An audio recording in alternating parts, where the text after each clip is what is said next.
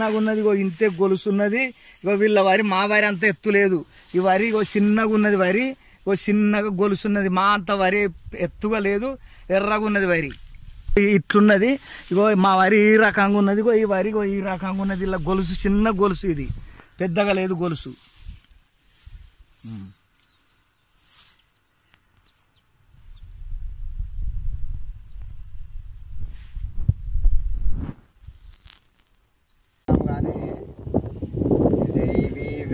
పోరేడు పురుగులు ఇవి లోకల్ దొరుకుతాయి. ఇవి ఈ దార ఇది వేసిట్టే ఇది అంతగానే పంట రాదు. ఇక్కడ చూడు, ఈ మడి చూడు.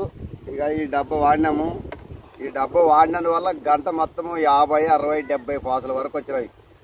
గంట వేరేటు అలాగో మంచిగా ఉంటుంది.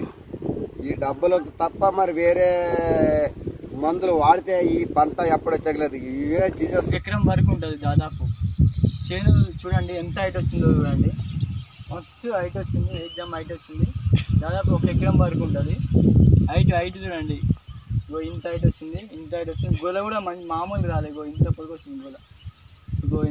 ఇగో కర్ర అయితే స్టాండర్డ్గా ఉంది, స్టాండర్డ్గా గట్టిగా నిలుస్తుంది. వెరవలు ఏమో పడిపోతున్నాయి, కానీ ఇవైతే పడిపోతున్నాయి. మంచిగా స్టాండర్డ్గా ఉంది, మంచిగా పనిచేస్తున్నాయి అంటాడు.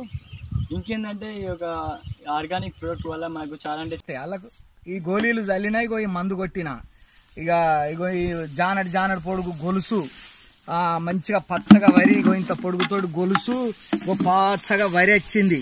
పచ్చగా వరి గొలుసు జాన పొడుగుతోటి వచ్చింది. ఈ మందు కొట్టడం వల్లది ఇంత మంచిగా లేదు వరి. ఇగో ఇదే గోళీలు చల్లినా, ఇగో ఇదే మందు కొట్టిన మంచిగా వచ్చింది వరి.